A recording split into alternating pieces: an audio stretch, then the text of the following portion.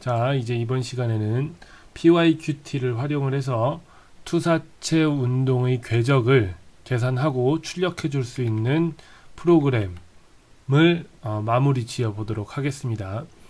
지난 시간까지 해서 어디까지 진행을 했냐면, 버튼을 클릭하면 투사체 운동을 계산하고 가시화해 주는 부분까지 진행을 했습니다. 한번 볼까요?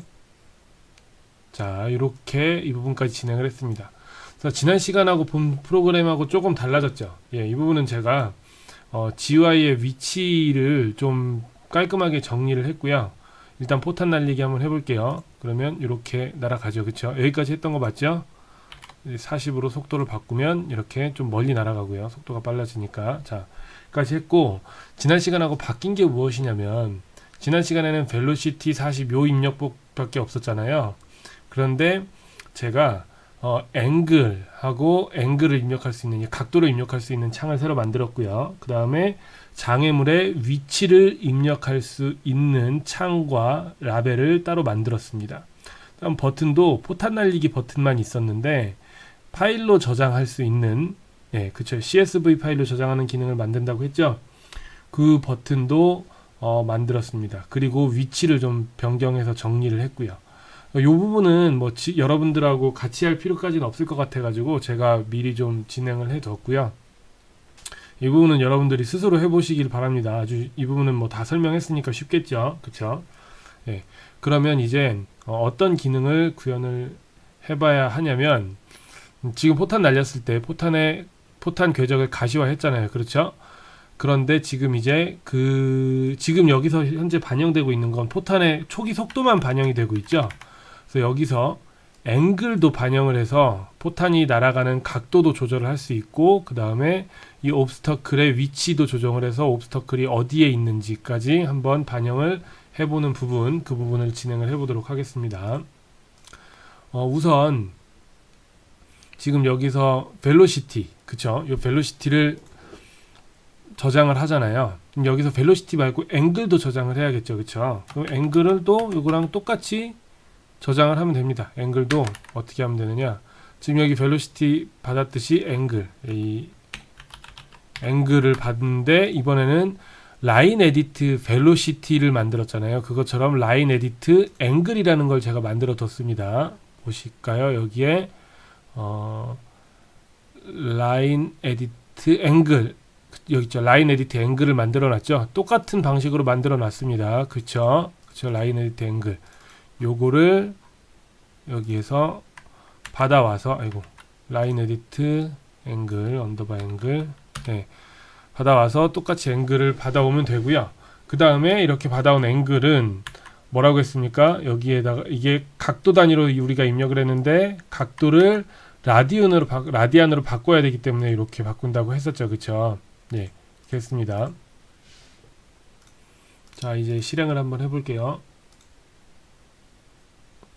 자, 포탄 날리기 이렇게 됐는데, 여기서 30도로 속도를 바꾸면 좀 더 멀리 날아가겠고요. 여기서 각도를 80도로 높이 한번 써보겠습니다. 자, 어때요? 이제 각도도 반영이 되죠, 그쵸? 그런데 아직 옵스터클의 위치는 반영이 되지 않고 있습니다. 자, 이제 옵스터클의 위치도 반영을 해보겠습니다. 옵스터클의 위치도 똑같이 반영을 하면 되죠, 그쵸? 어떻게 하면 되겠습니까? 옵스터클의 위치는 어디에 저장했어요, 우리가? 기억나시나요? 여기 옵스터클의 위치를 저장하는 변수가 이미 선언이 되어 있죠. 이미 우리가 사용하고 있죠. 그러니까 이걸 가져와서 옵스터클 x하고 y는 똑같이 하면 되죠. 복사해서 똑같이 쓰면 되는데, 이번엔 라인 에디트 뭐라고 했을까요? 제가 옵스터클 x라고 만들어 뒀습니다. 그쵸? 그 다음에 또 하나는 라인 에디트 옵스터클 y를 만들어 뒀습니다. 그렇죠? 자, 이제 여기서 옵스터클의 위치를 바꾸면 옵스터클의 위치가 업데이트가 되고, 그쵸? 그거에 따라서 옵스터클의 위치를 가시화해주는 그 부분도, 가시화되는 옵스터클의 위치도 바뀌게 되겠죠. 한번 해보겠습니다. 40 하면 어때요? 바뀌었죠? 30 하면 자, 이런 식으로 obstacle 위치도 반영이 됩니다. 자, 이제 여기까지 했으면 어떤 기능을 이제 추가를 할 거냐면 그 기능을 추가하기 전에 지금 보세요. 여기 속도하고 각도가 있잖아요. 지금 속도하고 각도를 요 함수 내에서 선언한 이 변수로 쓰면 함수 내에서 이 변수를 쓰고 나서 사실 이 변수가 사라져 버리죠. 네, 그러니까 이 변수는 로컬 변수로서 이 안에서만 사용이 되니까 이거 로컬 변수 말고 전역 변수로 우리가 사용을 해보도록 하겠습니다. 그래서 전체 다 사용을 할 수 있도록 여기에서 셀프 점 해서 여기에다가 예를 들면 velocity라는 velocity라는 변수를 입력을 하고요. 그 다음 앵글도 이런 식으로 입력을 하겠습니다. 자, 앵글도 이렇게 입력을 해서 45도로 처음에 입력을 해두고요. 자, 이렇게 해 놓은 다음에 계산할 때 요 값을 쓰면 되지 않습니까? 예, 계산할 때 그러니까 계산하거나 업데이트 할 때 자, 이렇게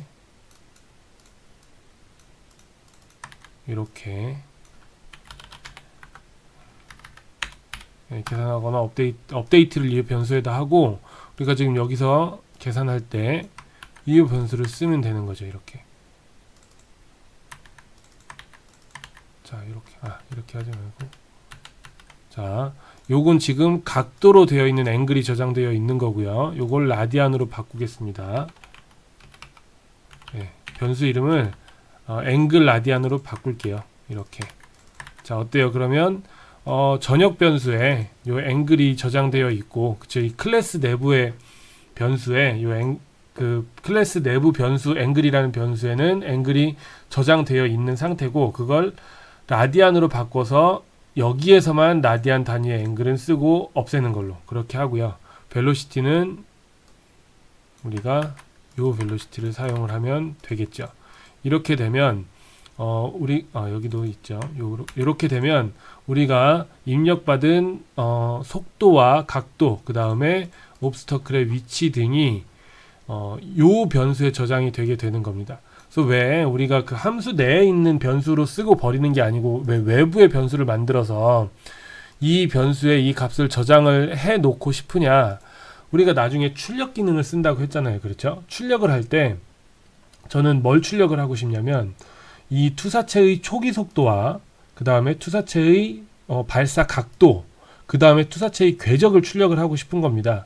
그랬을 때 아까 그 계산하는 함수 내에서만 이 벨로시티하고 앵글을 쓰고 버리면 그러면 나중에 저장하고 싶을 때 그때 어디 변수에 저장되어 있지 않기 때문에 그 값을 저장을 할 수가 없잖아요. 그래서 외부에 이런 식으로 그 함수 외부에 모두 접근할 수 있는 그런 변수에 이 값을 저장을 해 놔서 그 함수가 끝나고서도 이 변수 안에 값이 고스란히 저장되어 있을 수 있게, 그래서 이렇게 이 클래스 내부에 따로 변수를 이렇게 저장을 해 놓은 것입니다.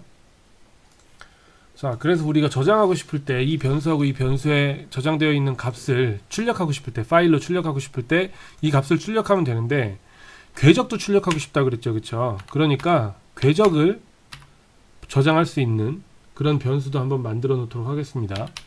리스트 형태로 x 이렇게 변수를 만들어 보도록 하겠습니다. y도 저장할 수 있게. 이건 왜 이렇게 리스트로 만들었느냐? 자, 궤적이라는 거는 우리가 지금 어때요? 밑에서 반복 계산을 할 때 t가, 자, 여기서 반복 계산을 할 때 t가 조금씩 변하면서 0.05초일 때, 0.1초일 때, 0.15초일 때 뭐 계속 t가 바뀌면서 x 값하고 y 값을 계속 계산을 하고 있잖아요. 그러니까 x 값하고 y 값이 2점일 때, 2점일 때, 2점일 때, 2점 투사체가 날아가면서 계속 변하는 x 값하고 y 값을 계속 갱신을 해주고 있는데 그 점 하나하나를 우리가 엑셀로 다 출력을 하고 싶은 겁니다. 그러니까 여기서 x하고 y 값은 이런 식으로 되어 있으면 이제 계산이 한번 되고 나서 화면에 뿌려주고 그냥 버려지는 값이 되는데, 그쵸?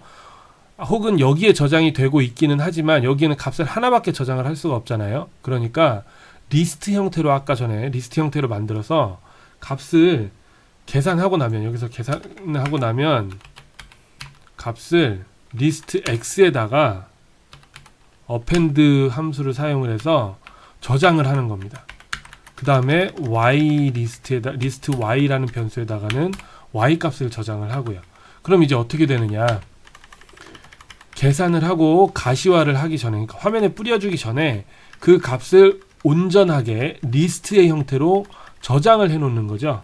그래서 시간이 지남에 따라서 변하는 그 투사체의 위치를 이런 식으로 어떤 변수에다가 모두 저장을 해 놓을 수 있는 것입니다. 그래서 나중에 출력할 때 이 값을 사용을 하면 그 투사체의 궤적을 모두 다 기록을 할 수 있게 되는 것이죠. 자, 이제 한번 실행을 해보도록 하겠습니다. 뭐 실행한다고 바뀌는 건 없죠. 외부적으로 바뀌는 건 없고 내부적으로 이제 변수를 저장하는 부분이 바뀐 거죠. 여기에서 제가 지금 실행을 한 거는 뭐 다른 테스트를 한번 해보려고 해요. 여기다가 이런 식으로 숫자인데 그러니까 여기다 문자를 넣어서 숫자로 변환할 수 없는 경우를 만들어서 한번 계산을 해보겠습니다. 그러면 프로그램이 그냥 종료돼 버려요. 에러가 납니다. 왜 에러가 날까요? 이 부분 때문에 그렇죠.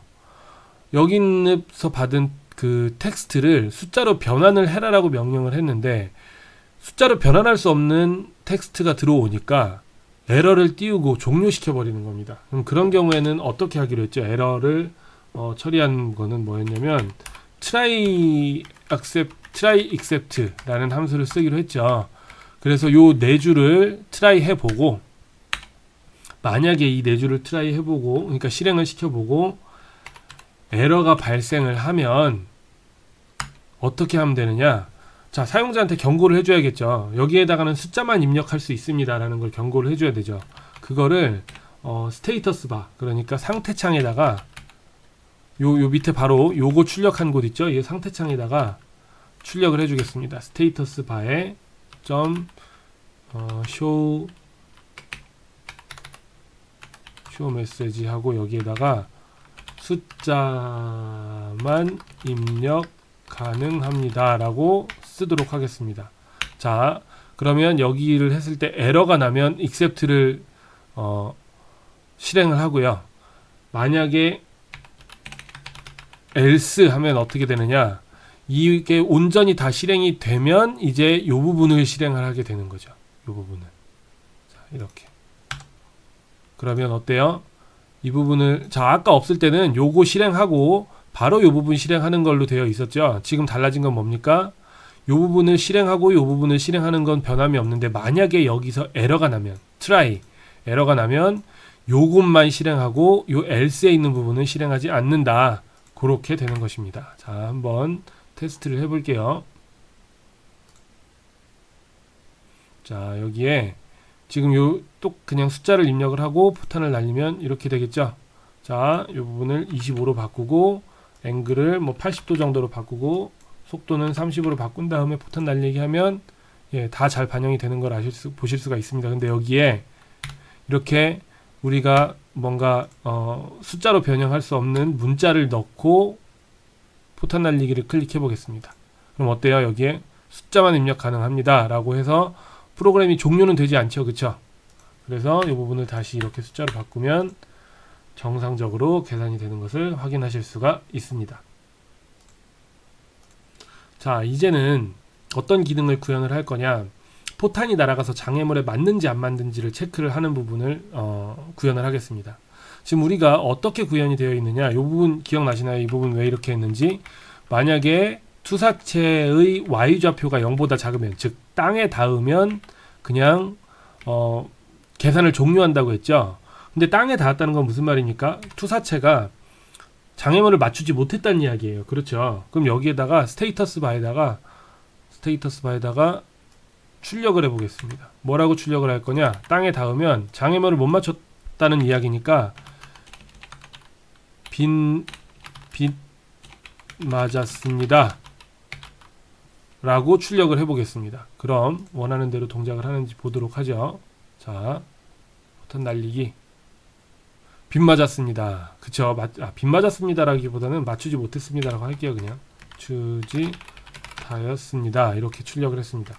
그러면 이제 맞췄을 때는 어떻게 하면 되나요? 우리가 맞췄을 때는 뭐 예를 들어서 뭐 이거 어쨌든 조건이 있어요. 어떤 조건으로 맞췄다고 가정을 해보면 이제 여기에다가는 뭐라고 출력하면 됩니까?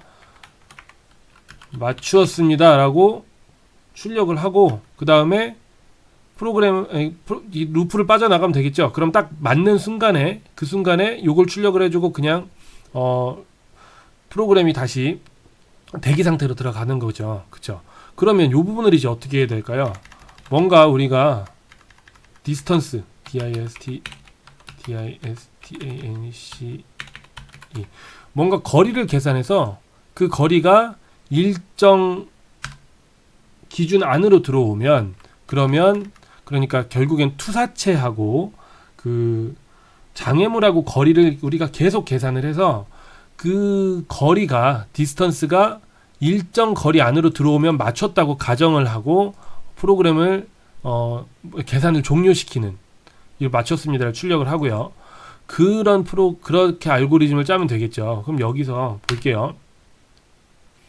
디스턴스를 어떻게 계산하면 됩니까? 우리 두 점 사이의 거리 계산하는 법 알고 있죠? 어떻게 계산하면 되죠? x 방향으로의 거리 제곱 더하기 y 방향 사이의 거리 제곱을 루트 씌우면 되죠. 그쵸? 그래서 어떻게 하면 됩니까? 디스턴스는 뭔가 일단 이 투사체의 x 방향 위치 빼기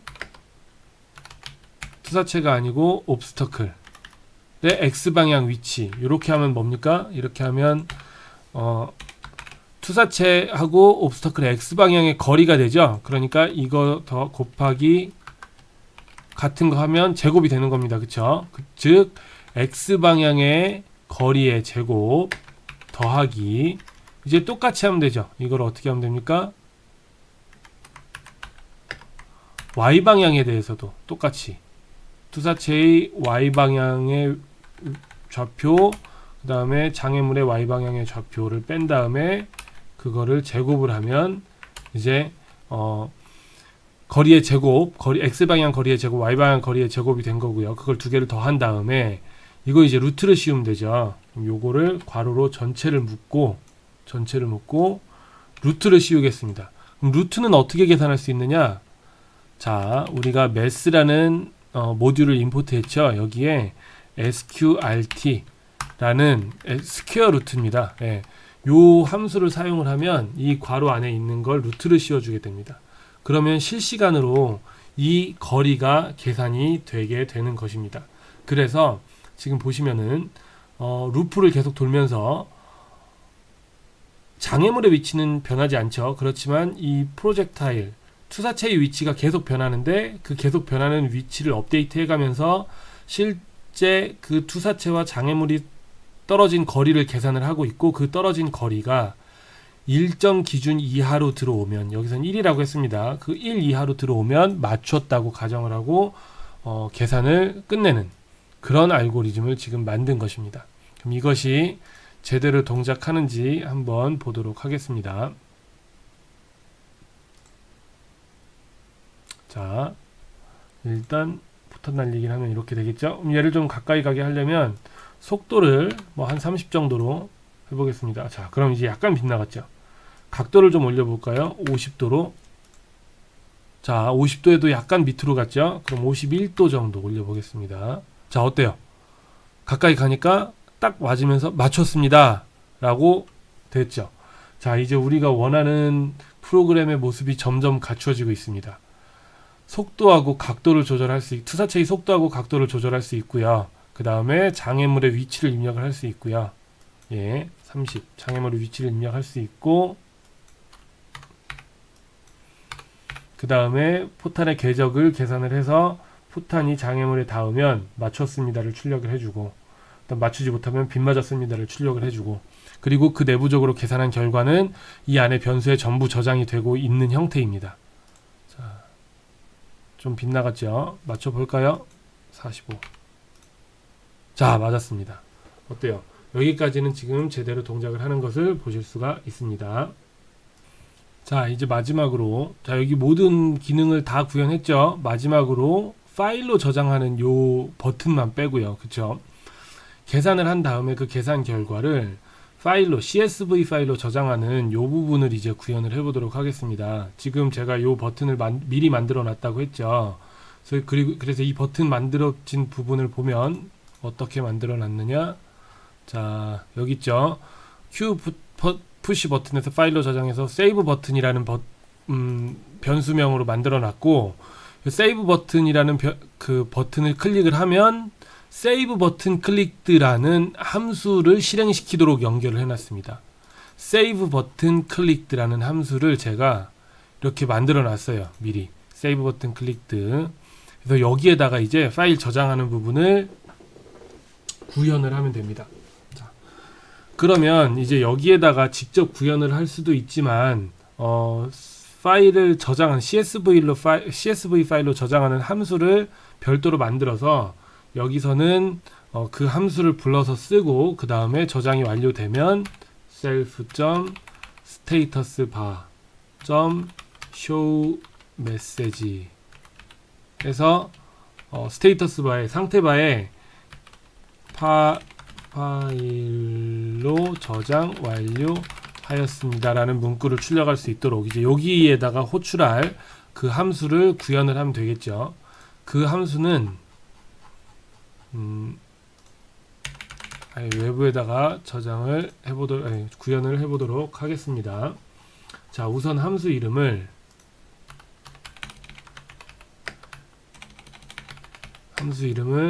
save CSV로 하고, 그 다음에 여기에다가 입력받을 데이터를 어떤 거를 우리가 저장을 하기로 했어요.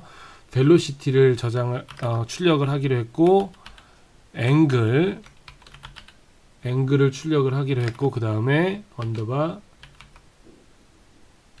x의 위치를 출력을 해야 되고요. 그 다음에 y의 위치를 받아서 출력을 할 겁니다. 네. 파일로 저장을 할 거예요.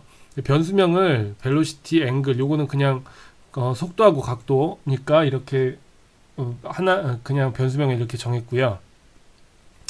이제 요 변수명을 리스트로 정한 이유가 뭐냐면, 투사체의 궤적 자체를, 그러니까 이제까지 계산된 투사체의 각각의 초에서의 x좌표, y좌표를 모두 받아서 그걸 출력을 해야 되니까 리스트 형태로 우리가 아까 저장을 했잖아요. 여기에 리스트 형태로 저장을 했으니까 리스트 형태로 받아서 이거를 성공적으로 CSV 파일로 저장을 하면 되는 것이죠. 그래서 여기에 변수명을 이렇게 정한 겁니다. 이제 여기에다 어떻게 해야 되나요? 여러분 기억나시나요? 파일로 쓰기 위해서는 파일 포인터를 이렇게 만들고, 변수입니다. 어떻게 해야 되죠? 오픈, 그쵸? 파일을 열어야 되죠? 뭐라고 열어야 됩니까? 저는 어디에다 저장할 거냐면 C 드라이브에 템프 파일에, 템프 폴더에 프로젝타일 motion.csv라는 파일로 저장을 할 겁니다. 파일 쓰기니까 write 이렇게 할게요. 자, 그럼 이제 파일이 열렸습니다. 이제 여기에서 뭐라고 쓸 거냐면요. 자, 한번 여기까지 일단 저장을 해놓고 엑셀을 열어서 한번 테스트를 해볼게요. 여기 엑셀을 열어서 지금 전 어떤 식으로 저장을 하고 싶냐면, 여기에 속도 하고 속도는 예를 들어 내가 6m/s라고 했으면 6, 그 다음에 각도 45도 했으면 45, 그 다음에 여기에 시간하고요, 각각의 시간과 x 좌표와 y 좌표 이렇게 저장이 되게, 그 다음에 시간이 0초일 때, 0.05초일 때, 0.1초일 때, 그쵸?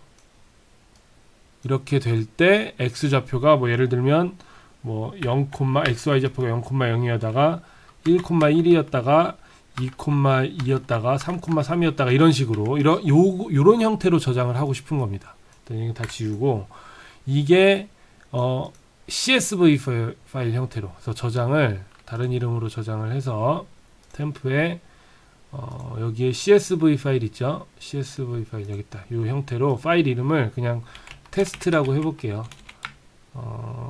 프로젝타일 테스트. 자, 요걸로 이렇게 저장을 해보겠습니다. 저장이 됐죠? 요걸 한번 메모장에서 열어볼까요?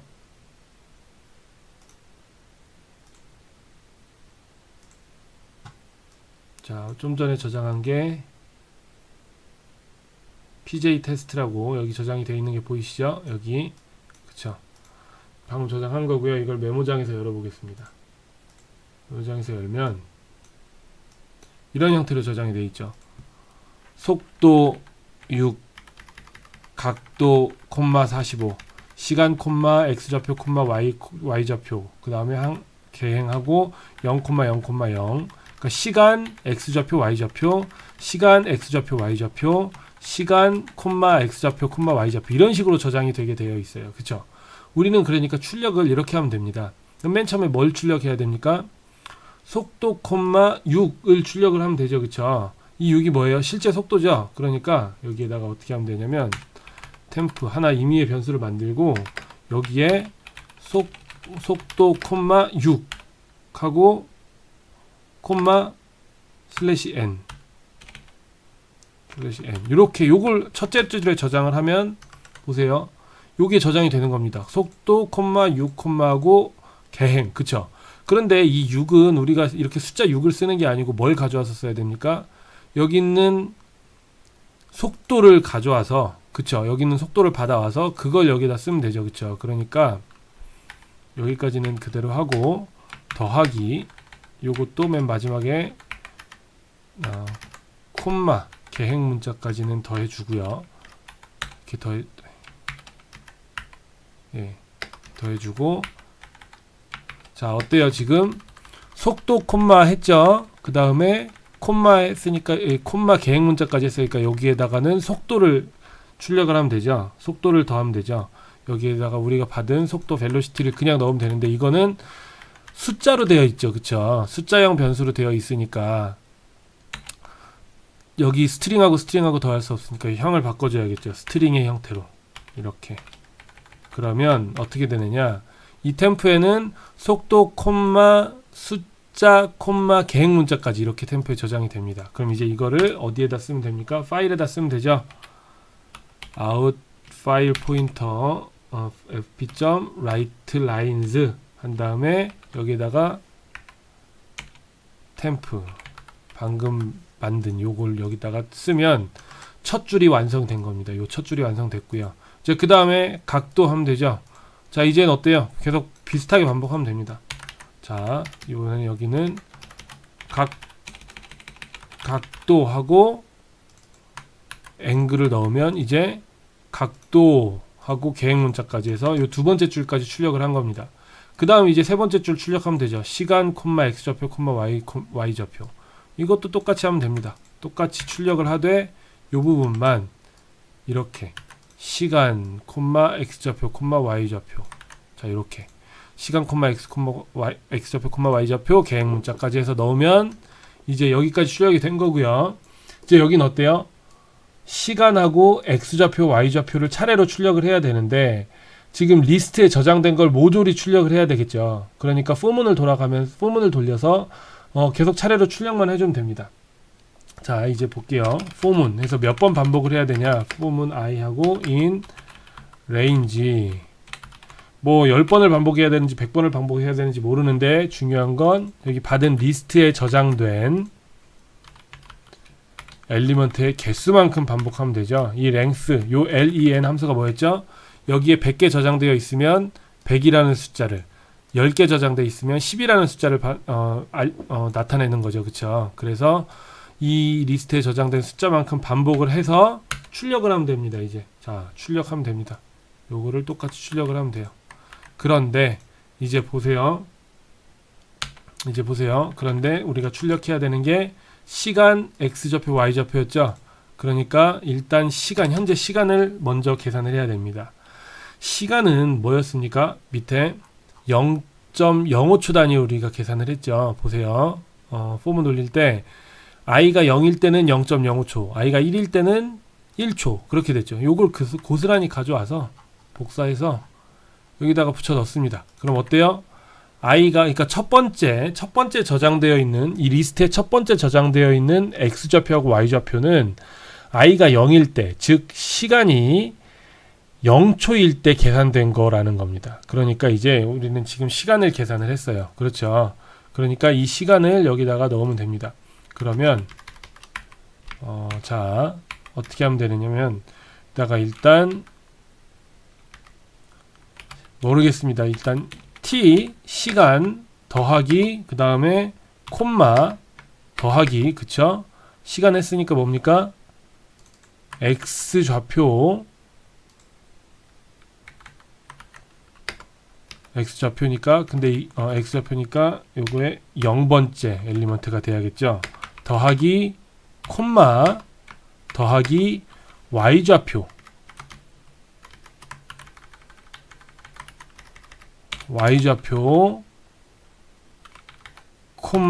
콤마는 필요 없죠. 이제 끝이니까 여기 계획 문자 더하기.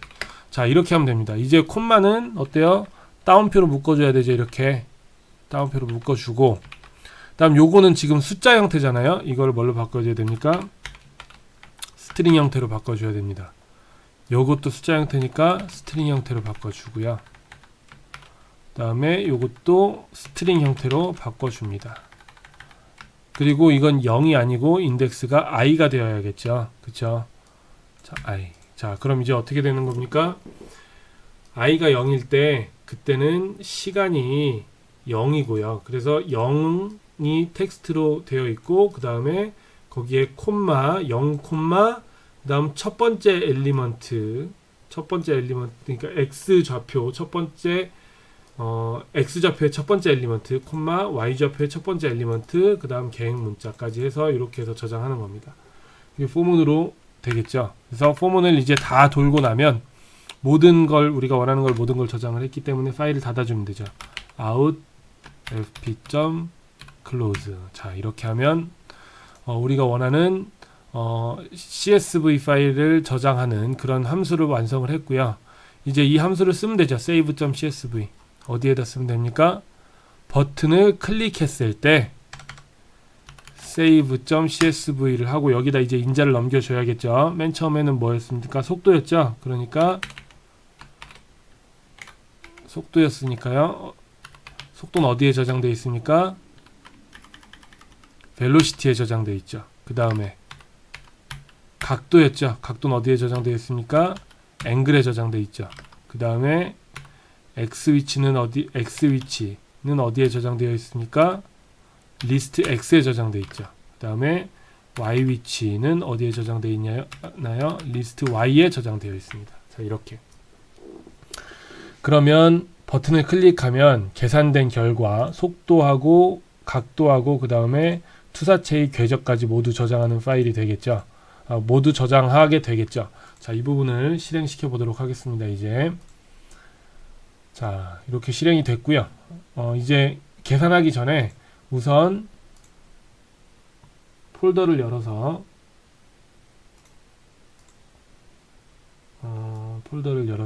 C 드라이브의 템프죠. C 드라이브의 템프에 자 여기를 열어서 지금 보면은 프로젝타일 모션.csv가 없죠 여기에. 그쵸? 그러면 한번 이렇게 생기는지 보도록 하겠습니다. 일단 계산을 해야겠죠.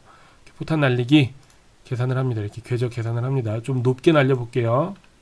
한 70도 정도로 날려주고 속도는 좀 빠르게 30에서 포탄 날리기 해보겠습니다. 자 이렇게 됐습니다. 궤적이 다 계산됐죠. 맞추지 못했습니다. 이걸 파일로 저장을 해보겠습니다. 파일로 저장하면 자 파일로 저장 완료하였습니다 해서 여기 프로젝타일 모션.csv가 생겼죠. 이걸 열어볼까요? 열면 자 엑셀로 이런 형태로 열렸습니다. 속도는 30 아까 입력한 30이 저장이 됐고요. 각도는 70도 저장됐죠. 맞죠? 각도 70도 고스란히 저장됐습니다.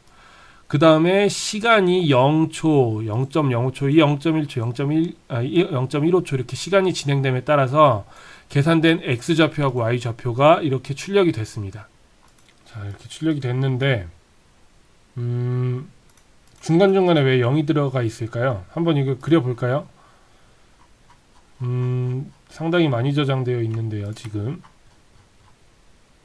그려보면 궤적이 지금까지 계산한 궤적이 다 들어가 있네요. 그쵸? 이게 원래 제가 원한 건 이건 아니었거든요.